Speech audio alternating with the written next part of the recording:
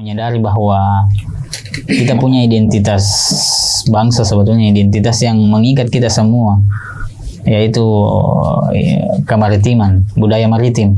Jadi itu yang bisa mengikat kita dari Sabang sampai Merauke. Terlebih secara geografis, total. Kami mencoba menggali kembali memori-memori kolektif tentang kemaritiman itu sendiri, budaya pelayaran. Cukup Kak? Cukup. Kak Akram silakan tambah. Ya, kalau saya mungkin yang pertama kami untuk mengajak kepada seluruh lapisan masyarakat, doakan kami agar kedepannya pelayaran bisa aman dan khususnya tim yang berangkat ini diberi keselamatan serta kesehatan selama aktivitas nantinya. Assalamualaikum warahmatullahi wabarakatuh. Halo seluruh pemirsa BKM News Berita Kota Makassar. Satu informasi 4 media bisa dibaca, didengar, dan bisa ditonton.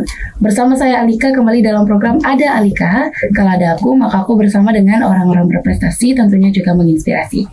Nah pemirsa BKM dimanapun Anda berada, kali ini di Studio 1 Berita Kota Makassar saya lagi-lagi kehadiran bintang tamu yang spesial setiap harinya. Kali ini saya sudah bersama dengan para anak-anak di Korpala atau Korps Pecinta Alam Universitas Hasanuddin Makassar. Kali ini kita akan bercerita bersama, sharing-sharing terkait ekspedisi yang akan dilaksanakan, yaitu EPA, Ekspedisi Pelayaran Akademis, yang tentunya mereka akan berlayar selama berhari-hari hingga berbulan-bulan. Sangat penasaran kan pemirsa terkait bagaimana persiapannya dan bagaimana ceritanya, nanti kita akan bahas langsung dengan Kak Muhlis dan Kak Akram. Halo Kak. Halo. Assalamualaikum warahmatullahi wabarakatuh. Waalaikumsalam warahmatullahi wabarakatuh. Gimana kabarnya hari ini? Alhamdulillah baik-baik. Baik-baik saja dengan hektiknya kemarin kegiatan. Gimana sekarang, masih hektik nggak? Ya lumayan, hari ini minggu tenang sebetulnya. Oh, minggu tenang. Ya. Jadi saya mengganggu ini. Maksudnya minggu tenang, ya, tapi malah diganggu datang sini. Gak apa-apa ya. Oke, senang rasanya bertemu sama Kak Muhlis, Kak Akram, dengan kita akan sharing-sharing terkait dengan petualangannya nanti nih, ekspedisi pelayaran akademis yang tentunya kali ini adalah tahun ketiga. Kali ketiga untuk pelayaran untuk pelaksanaan EPA yang dilaksanakan oleh Korps Pecinta Alam Universitas Hasanuddin Makassar. Ini memang cuma ada di Korpala Unhas sendiri, Kak Muhlis ya, untuk EPA ini. Sejauh yang kami tahu, secara ekspedisi kami yang paling sering lakukan. Beberapa ada yang Mama Pala yang lakukan juga, atau organisasi yang lakukan pelayaran juga, cuma sudah lama sekali. Itu Trisakti. Oke. Nah, sebelum kita masuk ke EPA-nya sendiri, Korpala Unhas ini sendiri, boleh dong bercerita sedikit tentang Korpala Unhas. Mulai kapan terbentuknya di Unhas sendiri? Sejak kapan itu, Kak? Korpala terbentuk di tahun 1985, di tanggal 8 bulan 8. Asik, hafal ya? Ya. Hafal banget tuh. Ya. Hari apa tuh, Kak? Saya lupa harinya. Intinya tahun ini dia di umur 40. 40 tahun ini. 40 tahun ini. Dan kamu sendiri bergabung sejak kapan? Saya bergabung di Korpala tahun 2015. Saat itu masih mahasiswa ya? Iya, masih mahasiswa S1. Oke. S1. Berarti sekarang kegiatannya apa, Kak? Sementara persiapan untuk kuliah, lanjut kuliah S2. Oke. Kamu sendiri jurusan apa, Kak, untuk dulu waktu bergabung di Korpala? Waktu S1 saya ambil arkeologi. Sekarang? Sekarang lanjut di antropologi. Oke. Kak Akram gimana? Sekarang masih mahasiswa atau sudah alumni? Ya, untuk saat ini saya dengan beliau lanjut pendidikan ke jenjang berikutnya, yakni Magister S2. Oke. Jurusan yang sama, Kak? Jurusan untuk S2 ini arkeologi, S1 kemarin juga arkeologi. Nah, untuk Korpala sendiri, bisa masuk ya, juga masih tetap menjadi anggota Korpala walaupun sudah alumni kayak gitu? Ya, secara keanggotaan ya kami di Korpala itu statusnya seumur hidup. Makanya itu penamaan Korps yang ada di organisasi.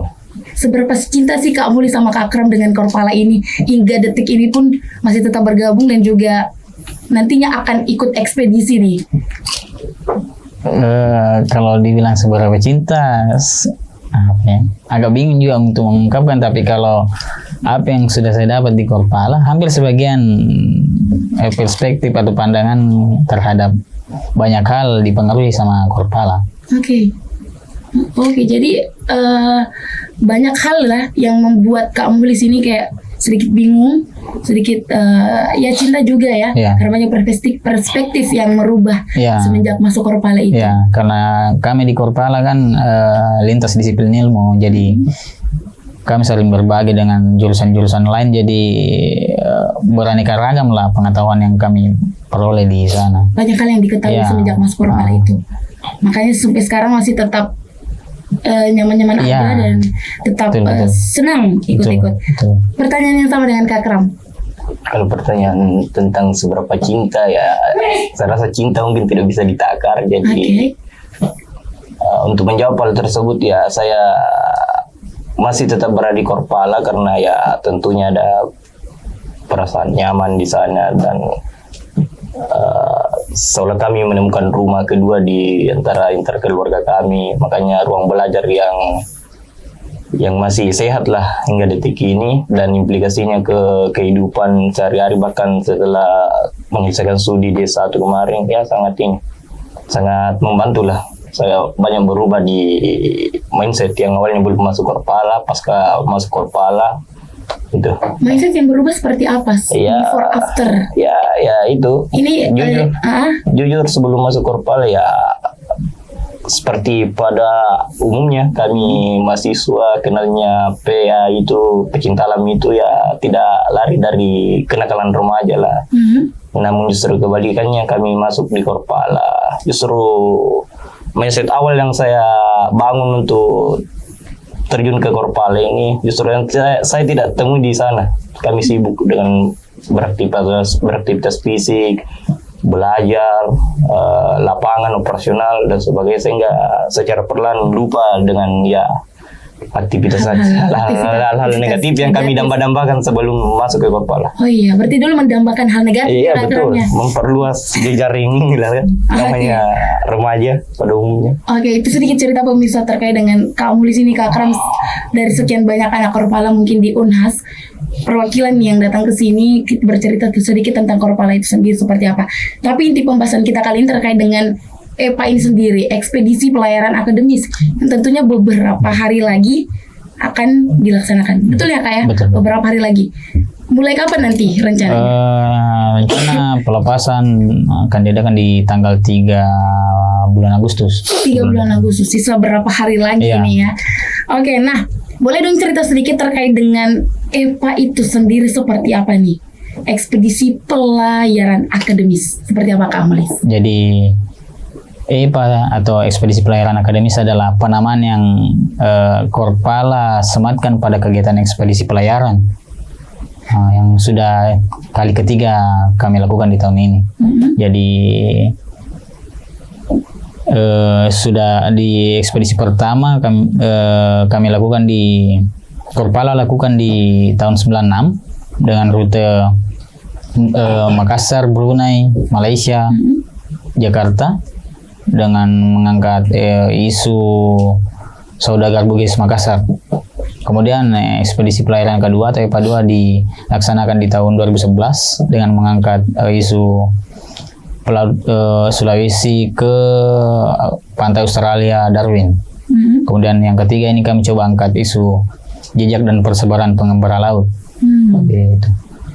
Jadi EPA ini adalah kegiatan petualangan yang berbasis riset ilmiah.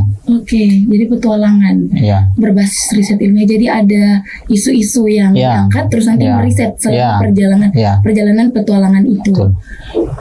Tapi ekspedisi laut ya? Wah luar biasa nih. Nggak sabar Kak Kram untuk ikut ini? Ya kalau sabar tidaknya sih ya, tentunya kami ini sangat menantikan apa yang telah kami persiapkan selama kurang lebih 2 tahun lamanya. Oh 2 tahun? Iya, lama juga ya persiapan. 2025. Iya. Nah sebelum kita masuk dengan persiapan 2 tahun lamanya itu, saya sangat penasaran gimana sih persiapan 2 tahun itu hingga sekarang akan terrealisasikan. Sebelumnya EPA ini gimana sih orang-orang yang bergabung di dalam? Apakah semua anak Korpala? Atau ada beberapa yang bisa ikut? Berapa sih anggotanya Kak Akrab? Untuk atlet ini, untuk ini. Iya, sebutannya atlet ya? Ya, kalau untuk hasil penjaringan dari tim seleksi kemarin, yang lolos seleksi itu ada 10 orang sebetulnya. Namun dalam keberjalanannya seleksi alam mulai ini kalau berjalan dia sudah dari berbagai aktivitasnya, kesibukannya mungkin tidak bisa konsisten dengan hal tersebut, makanya sisa 9. Dan kemudian dibagi lagi menjadi 2 kelompok, yakni tim laut dan tim darat, yang memiliki tugas yang berbeda nantinya secara teknis pelaksanaan. Awalnya memang yang dibutuhkan berapa orang? Memang 9 Kak? Secara kebutuhan itu 10 kemarin, 10 dianggap ideal. Itu pun dengan komposisi ya, yang di perahu ini yang cuma 6 memang pembatasan karena ya kapasitas dan sebagainya. Kalau tim darat itu sebenarnya lebih banyak, lebih baik, namun ada pertimbangan lain seperti biaya dan sebagainya, sehingga ini, dan akhirnya sisa 3 di luar dari. Saya dengar ada 2 tim nih, ada tim laut, tim darat. Itu seperti apa? Kok ada tim laut, tim darat? Itu gunanya seperti apa itu kamu, Lis? Jadi di konsep kemarin yang kami bikin ini memang diklasifikasi jadi 2 tim ini. Ada tim laut dan tim darat. Jadi di tim laut sendiri adalah orang-orang yang akan berlayar nantinya. Jadi fokus berlayar, kemudian fokus juga riset nanti pengambilan data. Kemudian yang tergabung di tim darat itu adalah support untuk tim laut, support administratif, support logistik, support pendataan juga. Kemudian dia sebagai salah satu cadangan untuk tim laut. Jadi akan ada nanti sewaktu-waktu atau kondisi tertentu dia bisa rotasi dengan tim laut. Oh, bisa rotasi juga? Ya, bisa rotasi. Kemampuan merata lah. Oke. Kan kalau tim laut pasti ekspedisinya di laut nih. Tim darat seperti apa? Nah, tim darat ini rutenya dia di darat. Jadi dia lebih dulu sampai di titik persinggahan yang ditentukan. Untuk pengurusan itu tadi administratif, logistik, dan pendataan. Nah, barulah kemudian mungkin sehari atau 2 hari lebih cepat tiba di tempat tujuan ketimbang tim laut. Oke, berarti nggak ada juga jeda-jedanya ya? Harus ikut terus juga, harus jalan terus? Di rute yang kami tentukan hanya ada beberapa. Idealnya sebetulnya di setiap persinggahan. Tim darat itu mengikuti, cuma banyak pertimbangan hal teknis dan tentu yang salah satu yang paling penting juga masalah pendanaan, akses. Makanya kami tentukan di beberapa titik-titik krusial saja. Oke. Untuk rutenya di ekspedisi ketiga ini, rutenya di mana saja? Rutenya kan ini kami mencoba melewati 4 negara. Dari Indonesia ke Singapura, kemudian Malaysia dan Thailand. Jadi ada secara total itu ada 65 titik persinggahan selama 66 hari pelayaran. 65 titik persinggahan. Iya. Selama 66 hari. Iya. Berlayar itu ya. 4 negara ya, Kak ya? Iya. Wah, kenapa pilih 4 negara itu? Nah, karena kebetulan isu yang kami angkat ini adalah jejak dan persebaran pengembara laut. Yang secara persebaran mereka berdasarkan studi literatur yang kami lakukan, mereka itu tersebar dari Sulawesi, Kalimantan, Kepulauan Riau, kemudian ke Singapura, Malaysia, dan ada di Thailand juga. Ini si pengembara laut ini. Jadi si pengembara laut ini adalah komunitas atau suku-suku yang tergabung dalam suku-suku yang melangsungkan kehidupannya di aspek maritim.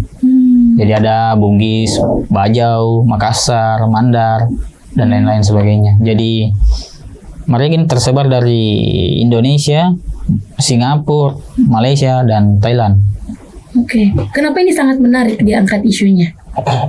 Karena ini bisa mewakili banyak golongan lah. Maksudnya dia tidak dibatasi regional, tidak dibatasi wilayah. Jadi secara skala kami mewakili banyak orang. Oke, menarik ya Kak. Terkait isunya tadi, intinya menjadi pengembara laut itu dengan 4 negara yang akan dilintasi. Singapura, Malaysia, Thailand. Wah, 66 hari. Apakah itu sudah memang risetnya seperti itu? Cukup 66 hari itu atau itu cuman ada bisa jadi ada perubahan? Ya, tentu kalau kondisi lapangan kami ya secara konseptual kami tentukan kemarin hampir di setiap etape 65 etape ini kami akan melakukan pengambilan data. Itu makanya juga tadi kami tugaskan tim darat. Jadi dia yang bantu juga nanti pendataan. Jadi bukan hanya tim darat, ada juga tim laut ke tim rapat. Jadi perolehan data bisa lebih maksimal. Nah, tapi kalau kondisi-kondisi lapangan nanti tidak memungkinkan, nah, kami memprioritaskan di beberapa titik-titik persinggahan saja. Oke, jadi itu hitungan 66 hari itu dengan kondisi lingkungan yang normal saja ya. Kita tidak tahu nanti seperti apa kondisi alamnya ya. Bisa saya lebih cepat, bisa saya lebih lambat. Bisa saya lebih cepat, bisa saya lebih lambat. Tapi diperkirakan 66 hari itu. Iya, 66 hari muncul ini karena lahir karena pertimbangan jarak, waktu rata-rata Sandek terendah kecepatan perahu cuma 5 knot. Yang normalnya Sandek itu bisa 7 sampai 8 knot. Artinya kemungkinan bisa saja lah cepat atau lambat. Nah, kami cuma dapat di 66 hari itu atas jarak dan kecepatan rata-rata perahu terendah. Oke, jadi nanti gunain perahu Sandek itu ya. Memang ekspedisi yang pertama, kedua, dan ketiga semuanya pakai Sandek. Pada saat ekspedisi. Oh, oke. Luar biasa menggunakan budaya. Sandek kan dari Mandar ya, Kak ya? Oke. Itu cikal bakalnya seperti apa? Kenapa bisa kepikiran menggunakan itu, Kak? Nah, sebenarnya di kegiatan yang diinisiasi oleh Korpala itu sendiri terkait ekspedisi pelayaran akademis ini, kami sebenarnya tidak mengenal hal administratif karena IPA pertama lahir tahun 96 itu Sulsel ini masih satu kesatuan Mandar, makanya kami sebenarnya mengangkat identitas Sulawesi. Sulawesi ya. Secara umum ya identitas Indonesia lah. Oke. Nah, di sini saya penasaran terkait dengan persiapan itu tadi. Katanya ada 2 tahun nih pemirsa ya, persiapan untuk nanti akan melangsungkan ekspedisinya ini selama 66 hari dengan 4 negara ini, Indonesia, Singapura, dan Thailand. 2 tahun tadi katanya Kak Kram terkait persiapannya. Persiapannya untuk ekspedisi seperti ini seperti apa aja sih? Nah, persiapannya itu mulai dari sejak 2024 hingga 2005 ya. Hitungannya ya kurang lebih hampir 2 tahun lah.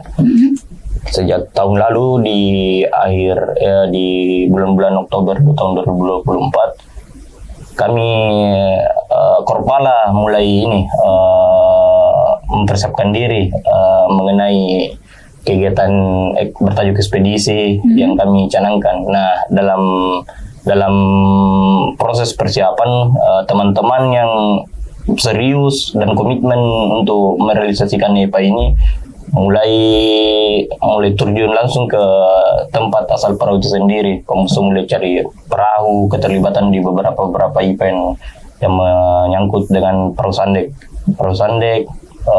Salah satunya kegiatan Sandek Heritage Festival kemarin yang diinisiasi oleh komunitas Baris Mandar.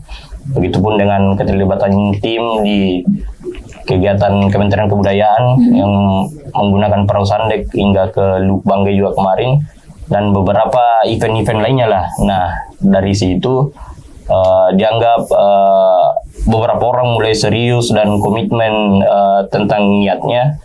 Nah, sembari tim perumus mulai bergerak untuk pemilihan isu yang tepat, apa yang eksis belakangan ini, khususnya pemilihan tema atau topik yang kajian nantinya. Mungkin itu jadi kurang lebih 2 tahun. Hingga bulan ini. Oke. Berarti Kak Mulis, Kak Kram ini sibuk sekali 2 tahun terakhir ini ya. Untuk persiapan. Nah, ini kan ada 9 orang nih yang akan ikut.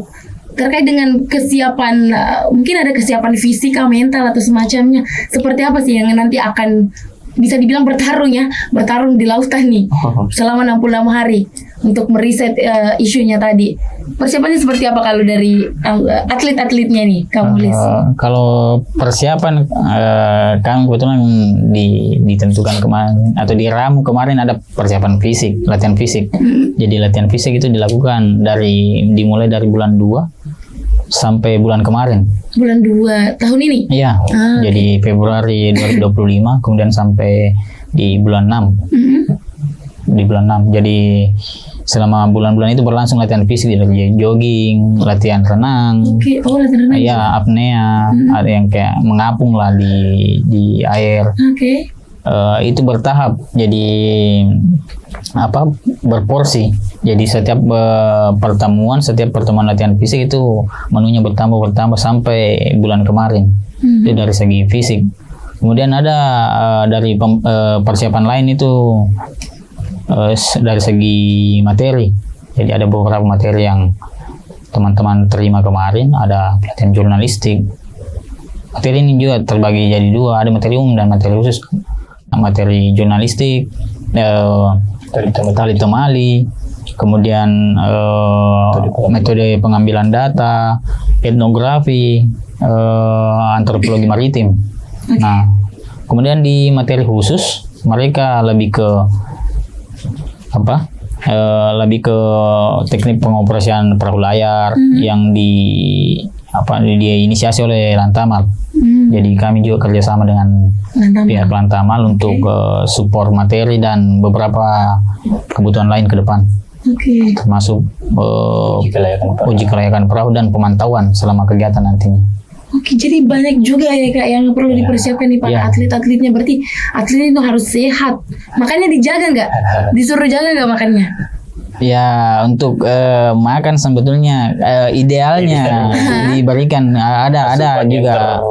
ada juga referensi asupan gizinya. Oh gitu. Iya. Diatur juga Kak? Ya, diatur secara Tapi ya itu tergantung. Kira mau tadi siapa tahu mungkin makan nasi padang. Perjalanannya ya. Itu kan tergantung kedisiplinan atlet. Mungkin ada atlet yang curi-curi begadang kah atau makan tidak teratur seperti itu. Maksudnya kan 24 jam.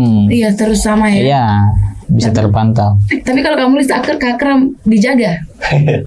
Kalau saya sendiri ya sebetulnya ini kan keterlibatannya kami selama kurang lebih berbulan-bulan di Pambusuan kemarin di Mandar. Pola hidup itu pola tidur itu mulai teratur. Teratur sih, jam 9 mulai saya. Kemudian itu yang sampai hari ini kami makanya mulai pola tidur lah paling ini. Kan kebiasaannya kami itu tidur jam 2, jam 3 sebelum bercerita terus ya, membahas suatu masalah mungkin.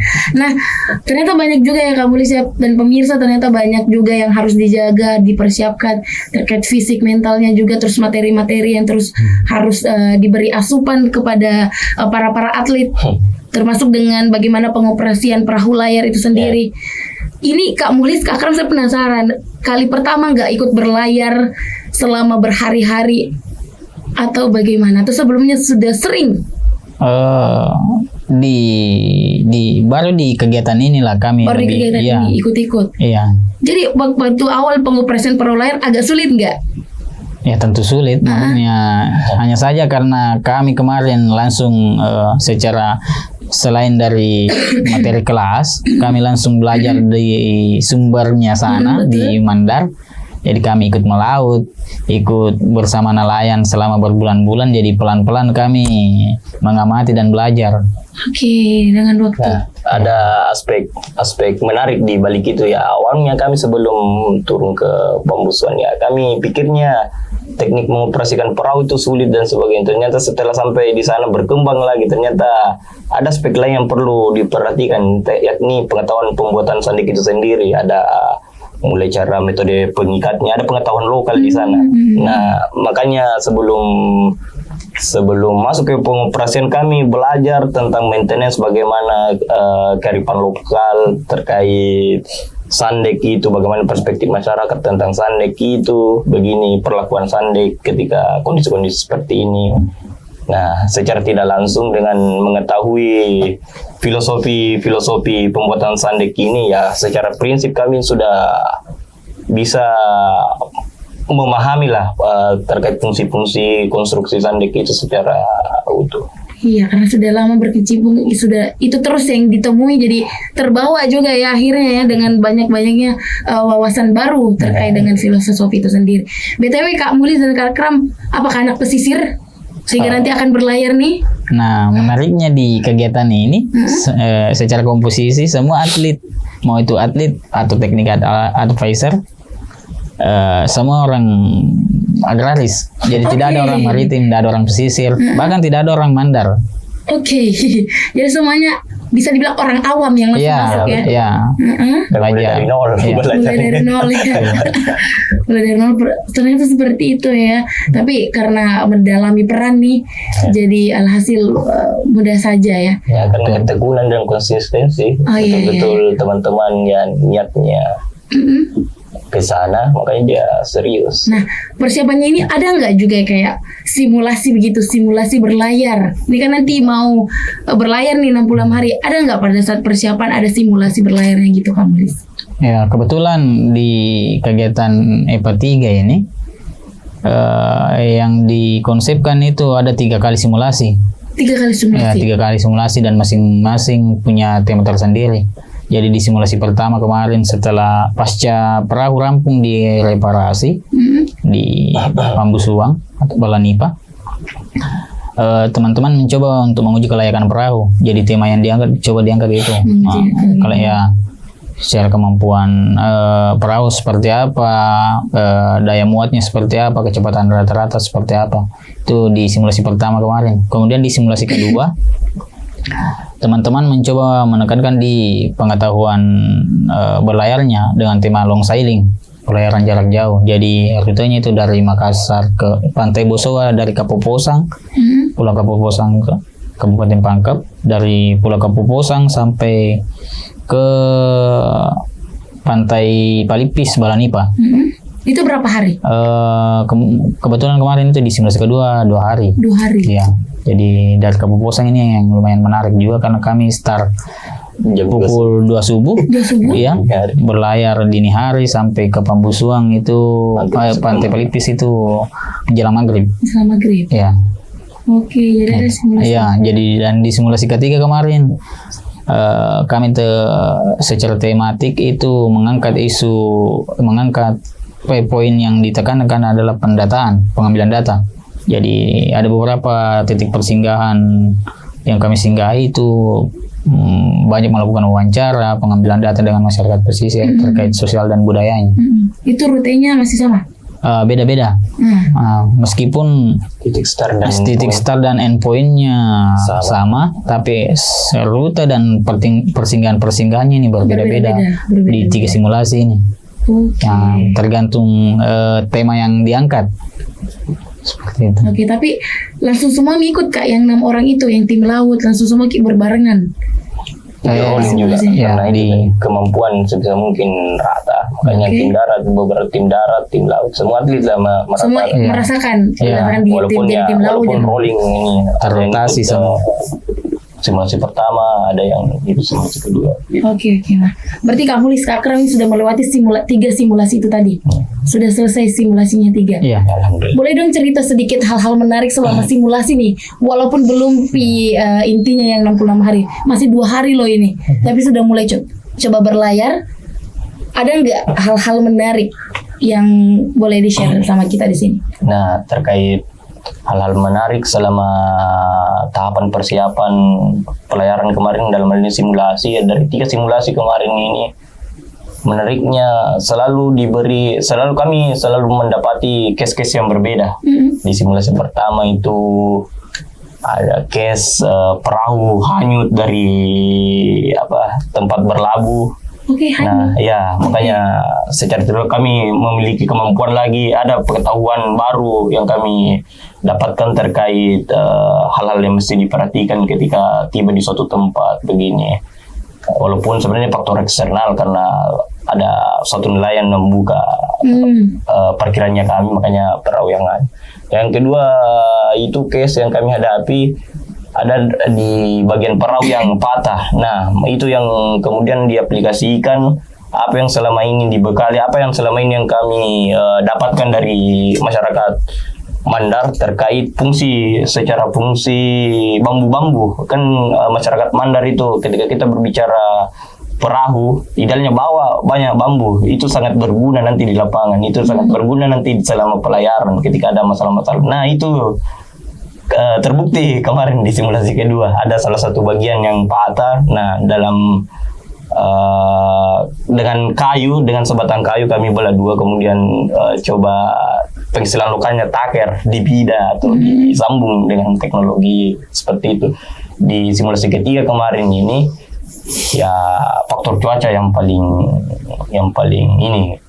Pada saat itu ada beberapa bagian perahu yang bocor, makanya itu atlet dituntut untuk berpikir keras untuk menangani masalah tersebut, karena posisinya kami berada di tengah-tengah lautan.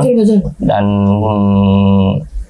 pada saat itu cuaca lumayan ekstrim dan hampir dikata pada saat itu cuma perahunya kami yang berlayar. Bahkan di pesisir Pinrang kemarin itu luar biasa, kau orang gila ini, kau orang gila. Ketinggian ombak 2 meter, kondisi perahu ya ada beberapa bagian yang bocor. Itu yang susah diterima oleh akal sehat masyarakat. Tapi gimana jadinya pada saat akhirnya bisa ditangani dengan ya apresiasi juga ke teman-teman atlet, pada tidak ada yang panik, masih dalam keadaan tenang. Kita coba pikirkan untuk keluar dari masalah tersebut. Alhamdulillah. Nah, itu yang menariknya dari 3 simulasi kemarin, ada case-case berbeda, sehingga itu menjadi bekal pengetahuan kami untuk ekspedisi nantinya. Semoga harapannya tidak terjadi di kemudian hari. Iya, sudah banyak masalah-masalah yang dihadapi, dan dengan kekompakan juga dan bekal-bekal ilmu yang didapat itu bisa teratasi ya Kak ya. Jadi dengan tadi beberapa masalah yang dihadapi itu bisa teratasi dengan baik. Ya, alhamdulillah teman-teman bisa melewati dengan baik. Jadi meskipun di setiap simulasi yang disampaikan tadi, setiap simulasi case-nya berbeda atau ujiannya yang berbeda, tapi memang betul-betul tersimulasikan semua. Oh iya, tapi ada tuh panik-paniknya pasti. Iya, panik tentu. Ya, namanya secara naluri ya manusia ya pasti panik dalam ketika baru baru hadapi kondisi baru pertama kali cuaca ekstrim. 10 kali lipat lah ketakutan lah, rasa takut itu kan beda dengan di gunung. Dia apa kan kita semua aktivitasnya di laut ini. Kehidupan cuma sepanjang 7 meter dengan lebar 2 meter. Tapi tidak sampai tenggelam, tidak pernah jadi. Bahkan salah satu yang paling menarik dan yang sejauh ini yang selalu saya ingat terus, ketika kejadian perahu hanyut ini, salah satu yang bantu kami waktu itu untuk tarik perahu. Ketika mereka lihat perahu dan tahu kita mau ke Thailand, dia bilang, biar kau kasih ke uang 100 juta, tidak akan kupakai itu perahu. Siapa yang bilang itu? Nelayan yang notabene kesehariannya melaut. Iya. Yang mau dia sampaikan, kalian gila, mau kupakai ini ke Thailand. Salah satu nelayan di Pulau Pangkep kemarin yang melihat perahu ini mau berlayar ke luar negeri, yang notabene tidak ada nelayan yang ikut, cuma mahasiswa. Makanya itu yang mungkin agak berat diterima. Apalagi kemarin kan kalau perahu Sande itu kan nggak pakai mesin ya? Kebetulan kami kombinasi di tapi kan aslinya nggak pakai mesin kan? Pakai layar aja. Layar. Kebetulan di pelayaran ini kami kombinasi pakai mesin itu, meskipun penggerak utamanya tetap layar. Keperluan mesin ini hanya dipakai ketika keluar dari tempat berlabuh dan mau masuk berlabuh. Seperti itu. Jadi tetap menggunakan yang aslinya tapi dikombinasikan. Karena ini lumayan jauh ya. 66 hari loh ini lintas negara. Luar biasa. Tapi apakah dengan 3 simulasi tadi merasa cukup untuk berlayar nanti di 66 hari ini?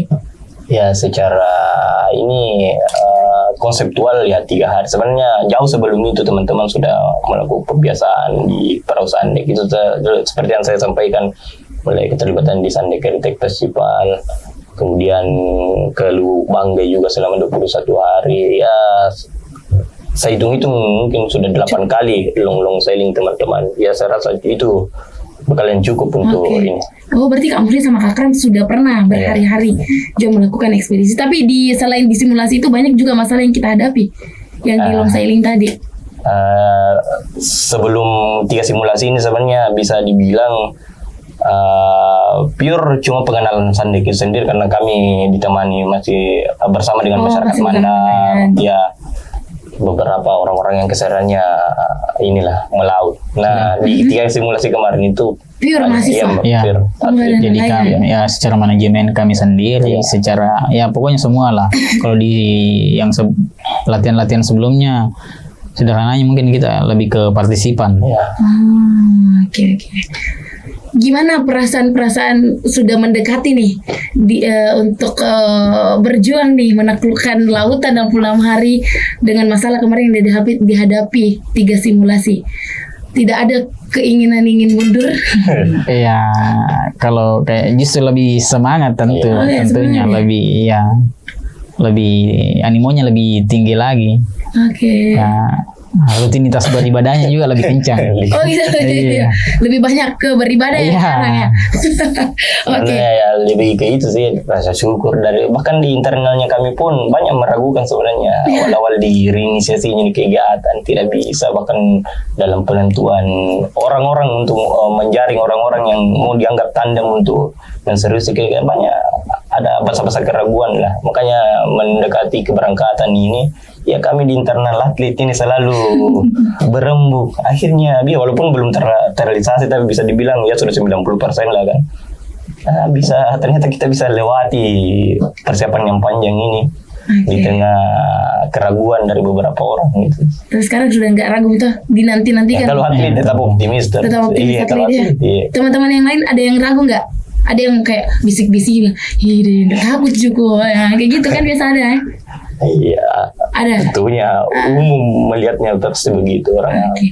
Jadi nanti yang berangkat satu perahu aja Ya, satu. dengan tim laut, tim darat yang Ya. kontrol juga di darat, tim lautnya seperti itu ya. 66 hari ya kayak.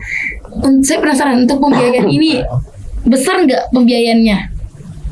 Ya, secara budgeting kemarin yang teman-teman panitia susun itu di angka 500-an. 500.000 bukan? 500 juta. Oke. Cukup besar juga ya? Iya. Wah. Jadi sebetulnya yang kan ada banyak persiapan yang kami butuhkan, tentu kayak misal mesin, pendungan mesin, kami gunakan 2 mesin. Kemudian ada beberapa bagian-bagian perahu, alat keselamatan, secara prosedural kayak alat GPS, ya alat komunikasi, navigasi. Jadi semua kami lengkapi yang berbasis digital lah sekarang, maksudnya lebih update supaya bisa juga dipantau real time. Oke. Terus perahunya ini langsung dari Mandar? Ya, Oke, langsung itu ya. Perahu baru, Ji? Bukan, sebenarnya ini perahu ya generasi kedua dari sebenarnya punya rekam jejak yang panjang persoalan ini di laut. Namun lama rehat karena beberapa faktor. Nah, itu kami tim ini menghidupkan kembali, saya bilang menghidupkan kembali si perahu ini untuk ya dengan harapan semoga bisa ini. Karena untuk secara konstruksi sekarang yang betul-betul sandik itu sudah susah, terutama sumber bahan itu sendiri sudah jarang. Kayu dengan berukur diameter besar untuk dibuat lunas sekarang, atau bahasa lokalnya bilang. Oke, jadi nanti ada satu perahu berlayar lintas negara pemirsa. Jadi setiap negara nanti nih singgah foto lagi di sini ya, kayak gitu ya, luar biasa. Nah, 500 juta tadi sudah terpenuhi Kak? Ya secara pengalokasian sih ada sudah beberapa terpenuhi. Dan untuk kebutuhan tim atlet untuk saat ini ya bisa dibilang sudah bisa jalan. Sebenarnya sisa kebutuhan tim darat. Dalam hal ini mobilisasinya mereka akomodasi di beberapa tahap yang dituju tim darat. Terus saya penasaran selama berlayar makanan seperti apa? Ini ya manajemen logistik ya seperti pada umumnya, namun di ekspedisi nantinya ini kami berharap besar ke instansi terkait, dalam hal ini Tentara Nasional Indonesia, untuk bisa menyuplai logistik tentara, karena itu bisa efisien dan secara kadar kalori itu bisa mengcover kebutuhan ini asupan manusia lah. Oke, maksud saya selama di laut gimana makanannya itu? Ya makanya padunya nasi, kita bawa beras, kita bawa Kan indomie, telur. selama perjalanan juga kan ada beberapa titik persinggahan, jadi titik Ya banyak orang baik lah. supply logistik. Oke. Seperti itu ya Kak ya. Wah, semangat nanti untuk berlayarnya 66 hari, kita tunggu updateannya selama itu, dan apa yang tadi kebutuhannya tadi di sana bisa tercukupi, dan juga apa yang diimpikan itu dengan risetnya tadi semua bisa berbuah hasil yang baik. Terakhir Kak Mukhlis dan Kak Akram, boleh beri harapannya terkait dengan ekspedisi nanti nih, ekspedisi luar biasa yang akan dilakukan oleh Korpala Unhas ini dalam kegiatan EPA. Kak Mukhlis silakan. Ya, menyadari bahwa kita punya identitas bangsa, sebetulnya identitas yang mengikat kita semua, yaitu kemaritiman, budaya maritim. Jadi itu yang bisa mengikat kita dari Sabang sampai Merauke. Terlebih secara geografis, total luas Indonesia itu didominasi oleh lautan. Dan kita punya sejarah panjang tentang pelayaran. Jadi itu yang ingin saya sampaikan, bahwa melalui kegiatan ini kami mencoba menggali kembali memori-memori kolektif tentang kemaritiman itu sendiri, budaya pelayaran. Cukup Kak? Cukup. Kak Akram silakan tambah. Ya, kalau saya mungkin yang pertama, kami untuk mengajak kepada seluruh lapisan masyarakat, doakan kami agar kedepannya pelayaran bisa aman, dan khususnya tim yang berangkat ini diberi keselamatan serta kesehatan selama aktivitas nantinya. Dan pesan